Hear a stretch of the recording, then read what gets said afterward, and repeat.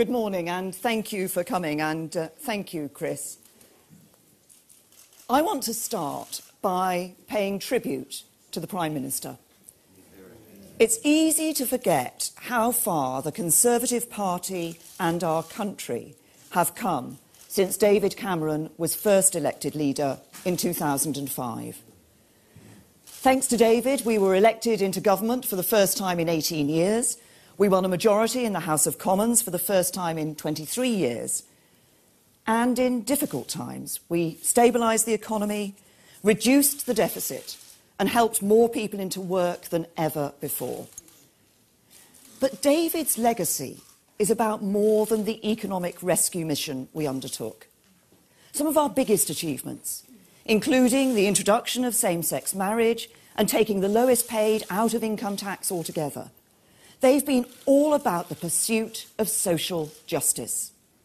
We have shown that when the Conservatives have an open, inclusive, one nation agenda of social reform, we win elections and we change the country for the better.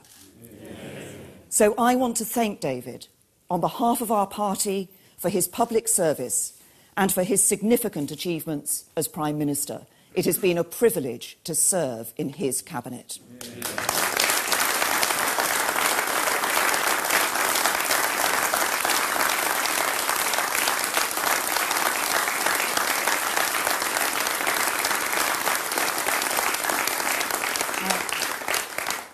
I've invited you here today to announce my candidacy to become leader of the Conservative Party and Prime Minister of the United Kingdom.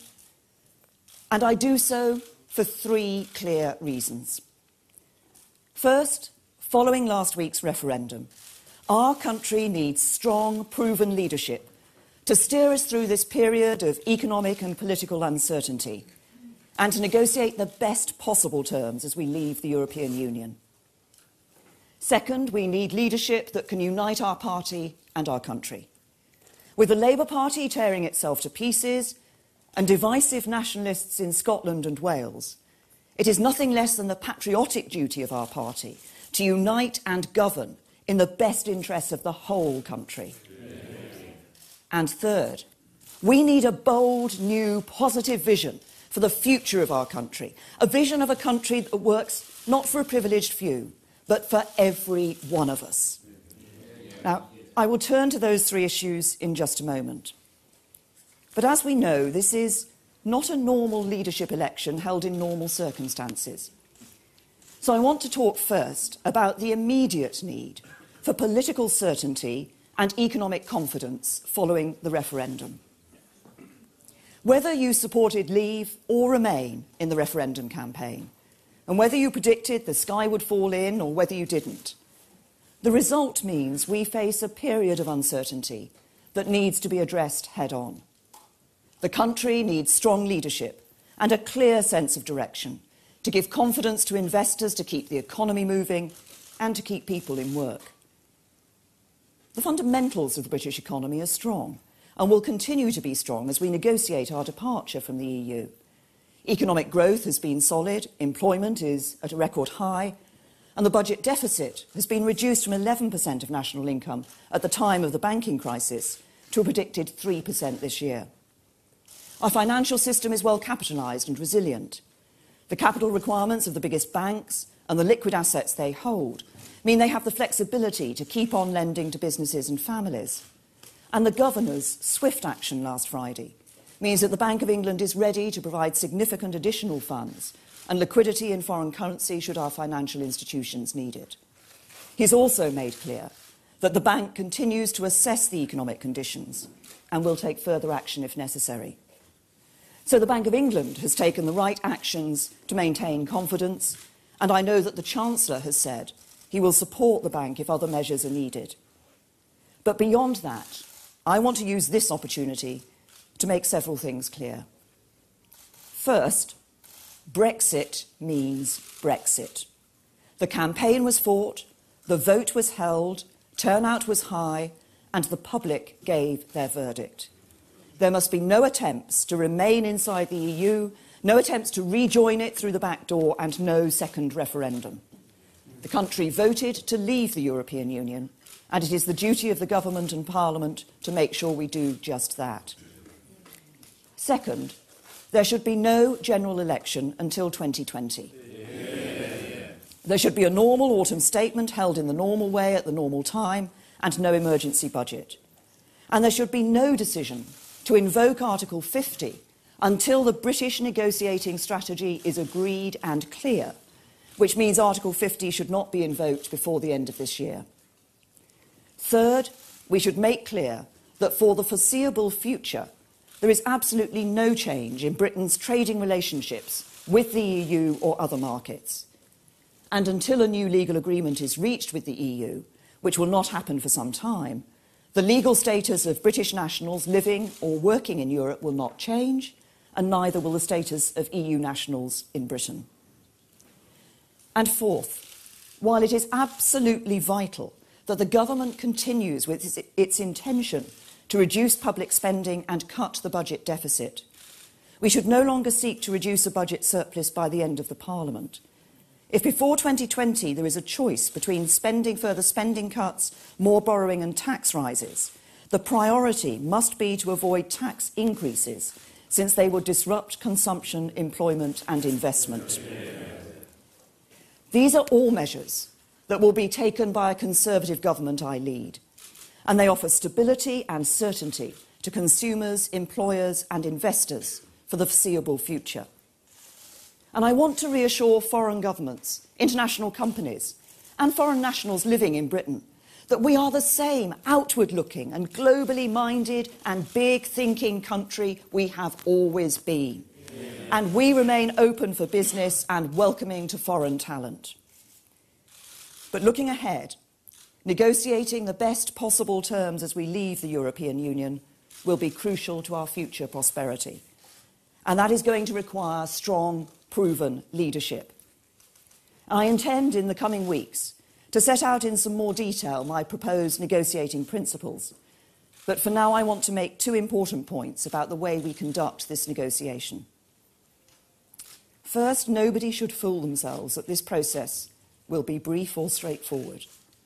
Regardless of the time it takes to negotiate the initial deal, it is going to take a period lasting several years to disentangle our laws, rules and processes from the Brussels machinery.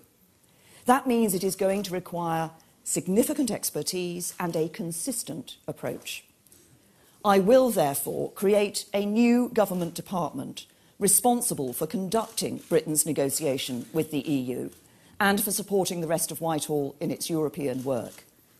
That department will be led by a senior Secretary of State, and I will make sure that the position is taken by a Member of Parliament who campaigned for Britain to leave the EU. The second point is, while the ability to trade with EU member states is vital to our prosperity, there is clearly no mandate for a deal that involves accepting the free movement of people as it has worked hitherto.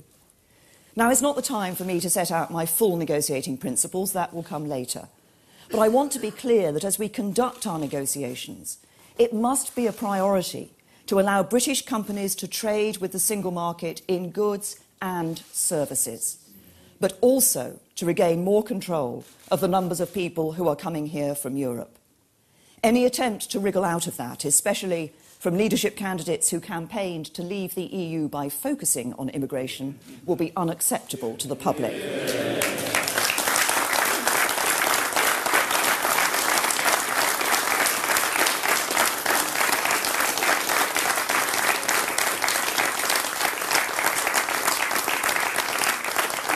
So the process of withdrawal will be complex. It will require hard work, serious work and detailed work.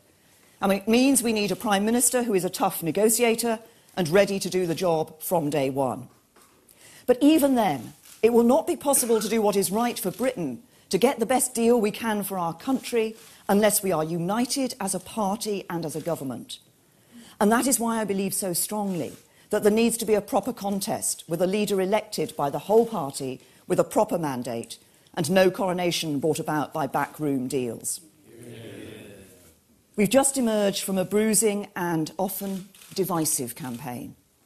Throughout, I made clear that on balance I favoured staying inside the EU because of the economic risk of leaving, the importance of cooperation on security matters, and the threat to the union between England and Scotland.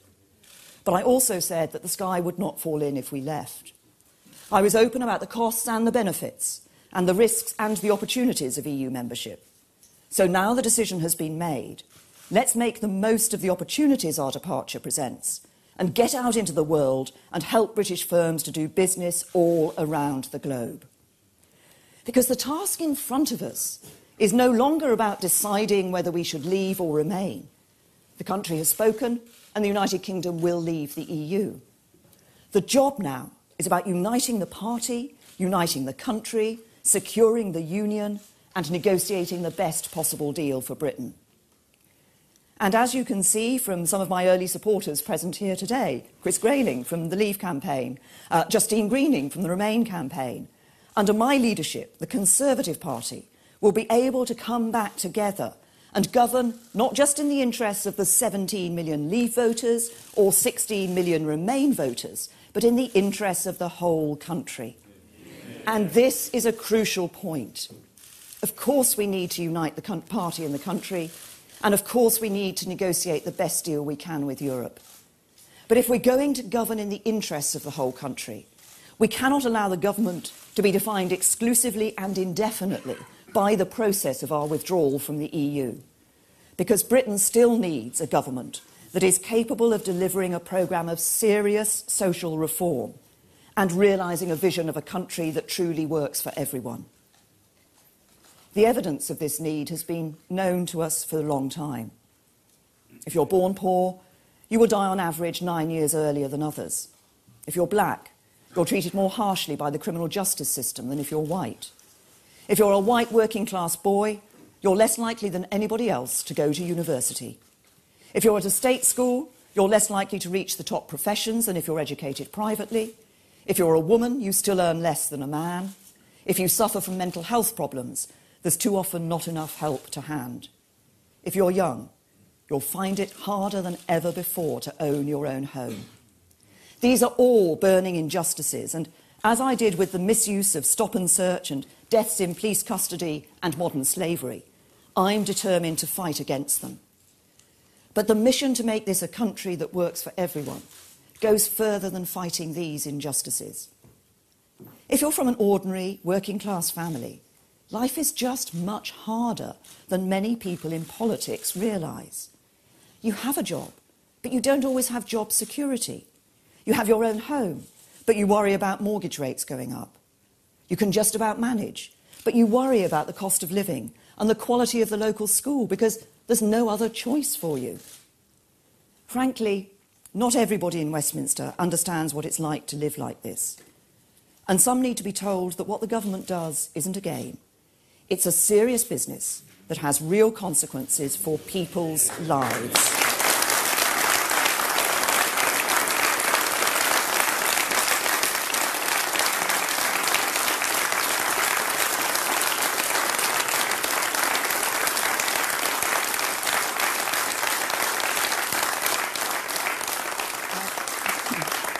I will set out more detailed proposals in the coming weeks, but for today I want to be clear. Under my leadership, the motives of the Conservative Party will never be in any doubt, and our actions will be bold. We, the Conservatives, will put ourselves at the service of ordinary working people. We will strive to make Britain a country that works for everyone, regardless of who they are and regardless of where they're from. Now, I know there's a great hunger for this kind of one nation vision in the Conservative Party. Whether it's the 2020 group, the blue-collar conservatism agenda, or the social justice caucus. I've never known our party to be so alive with such creative policy thinking and such an obvious desire to improve people's lives. And it is this kind of conservatism that I've always believed in and always stood for. I know some politicians seek high office because they're driven by ideological fervour. I know others seek it for reasons of ambition or glory. But my reasons are much simpler. I grew up the daughter of a local vicar and the granddaughter of a regimental sergeant major. Public service has been a part of who I am for as long as I can remember. And I know I'm not a showy politician. I don't tour the television studios. I don't gossip about people over lunch. I don't go drinking in Parliament's bars. I don't often wear my heart on my sleeve. I just get on with the job in front of me.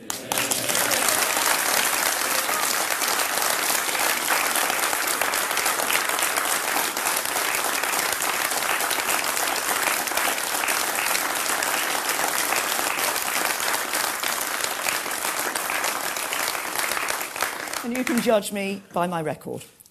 As Home Secretary, I was told I couldn't take on the Police Federation, but I did. I was told I couldn't cut police spending without crime going up, but crime is lower than ever. I was told I shouldn't start asking questions about police corruption, but everywhere I've seen it, from Stephen Lawrence to Hillsborough, I've exposed it. I was told I couldn't stop Gary McKinnon's extradition, but I stood up to the American government and I stopped it. I was told I couldn't deport Abu Qatada, but I flew to Jordan and negotiated the treaty that got him out of Britain for good. But if ever there was a time for a Prime Minister who is ready and able to do the job from day one, this is it. We have immediate work to do to restore political stability and economic certainty, to bring together the party and the country, and to negotiate a sensible and orderly departure from the European Union. But more than that, we have a mission to make Britain a country that works not for the privileged and not for the few, but for every one of our citizens. And together, we, the Conservative Party, can build a better Britain. Thank you. Theresa May with a very strong speech, presenting herself as the unity candidate, presenting herself as the stability candidate, the woman with years of experience and expertise who could do the job of Prime Minister as Conservative Party leader from day one. There are a couple of swipes at some of her rivals, you may have noticed. Government isn't a game, government is a serious business that impacts on people's lives. We're going to stay with this because we're expecting her to get some questions from people who have been listening to her speech, but the round of applause continues for the moment. Let's keep listening. I suspect there are one or two journalists here who would probably like to ask a few questions. Yes, some hands are going up. Can I just say, I know there are quite a few people here who want to ask questions, so if you could make it succinct. We'll start with Laura. Yes, it's coming. Thank you, Home Secretary. Laura Kunsberg, BBC News. You were on the losing side of the European argument. What is it now that you think makes you a winner? And as you say, you're not a showy politician. What would you say to our audience who are maybe not that familiar with you? What is the one thing that means you should be their Prime Minister? Well, first of all, on what actually makes me a winner, I think what the public want is strong, resilient leadership, and I think they want honesty from their politicians. And I've always tried to be as clear with people as possible about what the challenges are and the difficulties in facing those and how we can do that together. And I think that is what people are looking for, not showy gimmicks and so forth, but just somebody who's going to get on with the job in their interests. And that's what I've set out in the speech comes to the second part of your question, that I think we do have more work to do to build a better Britain that is genuinely a Britain for all the people, and so that nobody feels that somehow the world has passed them by and they have been left behind. And it's good Conservative principles of promoting aspiration and opportunity that actually will deliver for people. Yeah. Thank you very much, Chris Shipp from ITV. I should just check, in the interest of fairness, that no one in this room who you've worked with very closely for the past 10 weeks is about to say you haven't got what it takes to do the job. No hands. Right. So I will continue with my question. I was just being fair. As you will know, immigration was a huge issue in this campaign. Maybe the Leave side promised too much. Maybe the Remain side didn't have any answers to free movement. But you were the Home Secretary. Under your watch, net migration soared to the levels that it did. And you could argue that you lost the referendum for the Remain campaign. So going forward and looking at free movement, why are you the one to stand up to people like Angela Merkel in Europe? How are you going to be the person to go toe-to-toe with her and get a good deal for the UK? Well, you're absolutely right that immigration was a key issue for many of the voters. It's why I was clear in my speech that we must do something on free movement, we must bring some controls in, because that was a very clear message we got from people. But as to why I'm the best person who can negotiate with Angela Merkel, well, I would simply say this. I mean, I have done this. I have sat round the table. I know what it's like in those European meetings. I've not just done it, I've delivered on negotiations. Now, of course, you know, I know other people have also negotiated in Europe. I mean, I think Boris negotiated in Europe. I seem to remember last time he did a deal with the Germans, he came back with 3 nearly new water cannon. Faisal.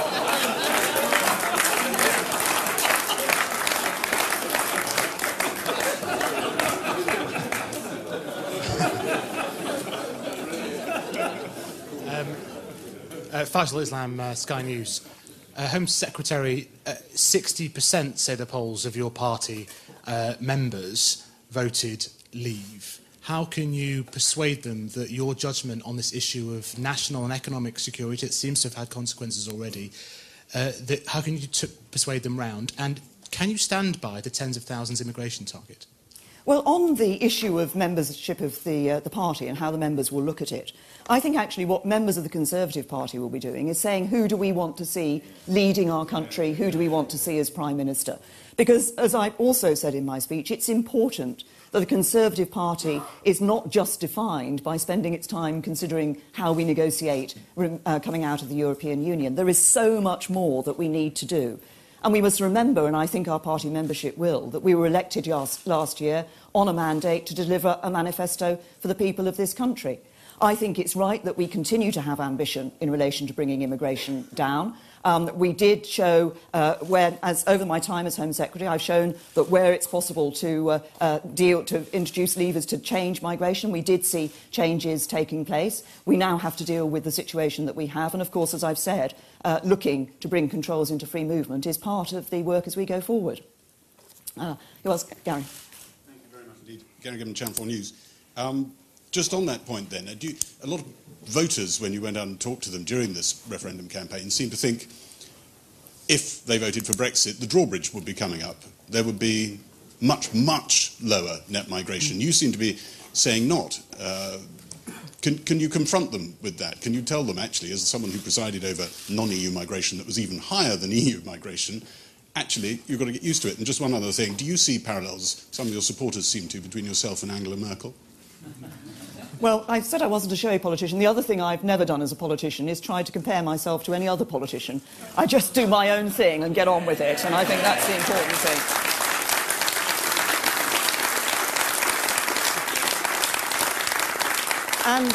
And on the issue of migration, you're right. I think some people did feel that the message of leaving the European Union was one which would automatically somehow see no migrants coming from the EU. And that is not the case. And I was very clear throughout the campaign when I spoke about this to say there is no single silver bullet that will deal with the problems that people perceive in immigration, and pulling out of the EU certainly isn't a silver bullet that will solve all people's concerns. What we now have to do is negotiate the right deal for Britain in leaving the European Union and look at how we can bring those further controls in and address the issues that people are concerned about. But I think what they want is to know that there's a government that understands their concerns, recognises those and is doing something about it.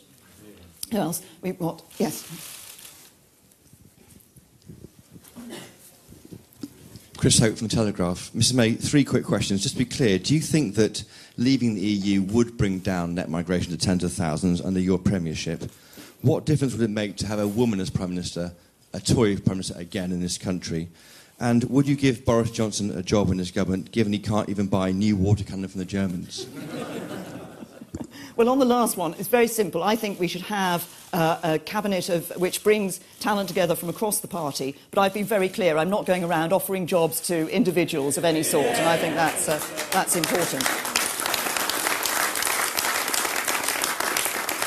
And in relation to the question about immigration, we do need to bring those controls into free movement. But one of the things I've also been very clear about in the migration world is that you can't simply pull a lever and assume that you're going to get a particular automatic result out of it. This is an area where you have to work at it constantly across a wide range of fronts. And that's what my premiership would be about, continuing the work that we've started, but recognising this is an area where we do have to take action in relation to free movement. Andy?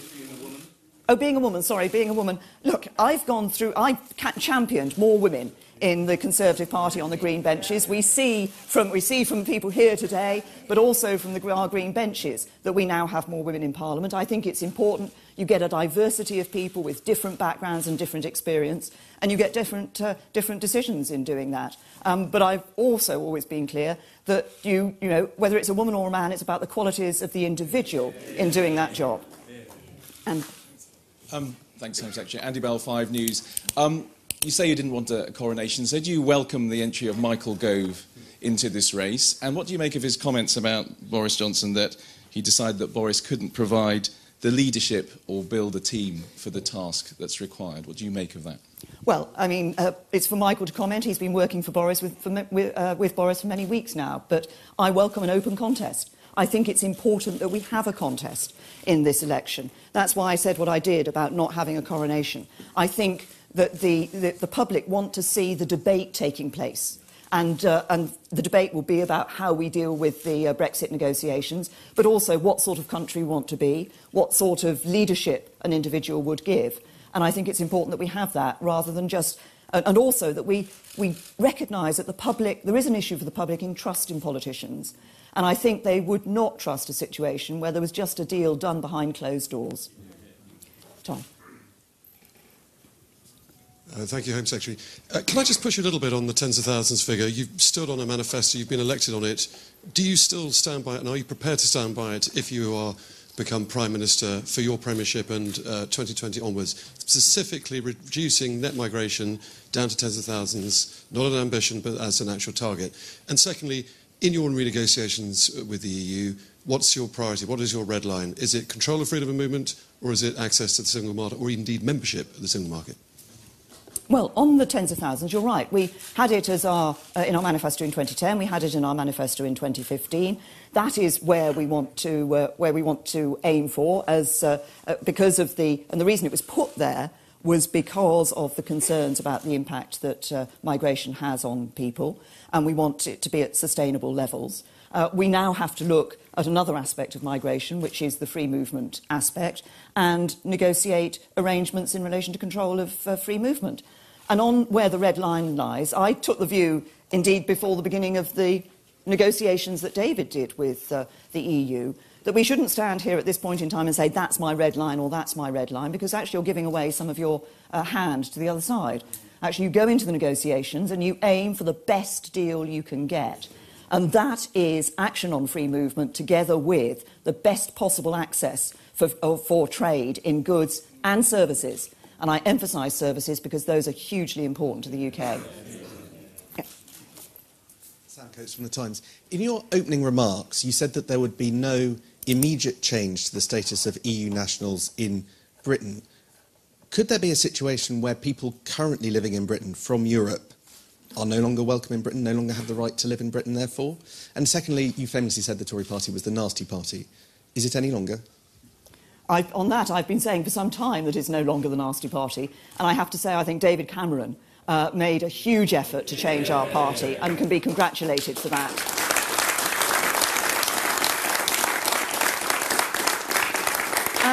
And on the way I phrased it in relation to EU citizens, of course, as part of the negotiation, we'll have to be negotiating on the arrangements that will apply to EU citizens in the UK and to UK citizens living in the EU.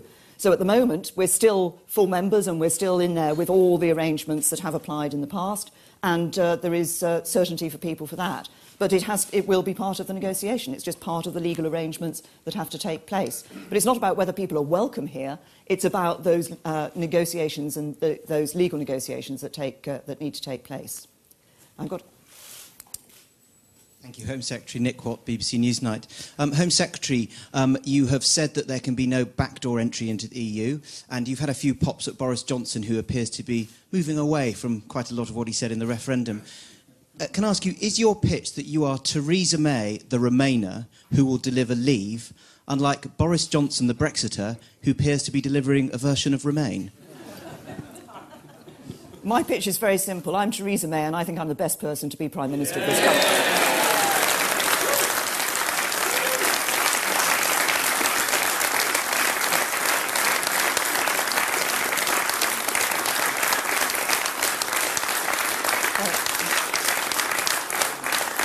We can rescue the mic and get it over to Rowena, please.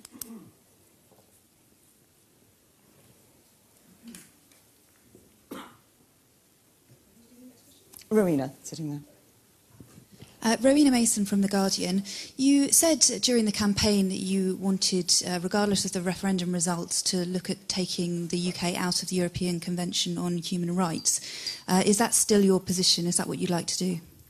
Well, look, you're right. I've set my position on the ECHR out very clearly. But I also recognise that this is an issue that divides people, and I think the reality is there would be no parliamentary majority for pulling out of the ECHR. So that is something I'm not going to pursue. Paul Flynn time. Paul Flynn time, yes. Chris, if I say good luck, it's for Paul Flynn.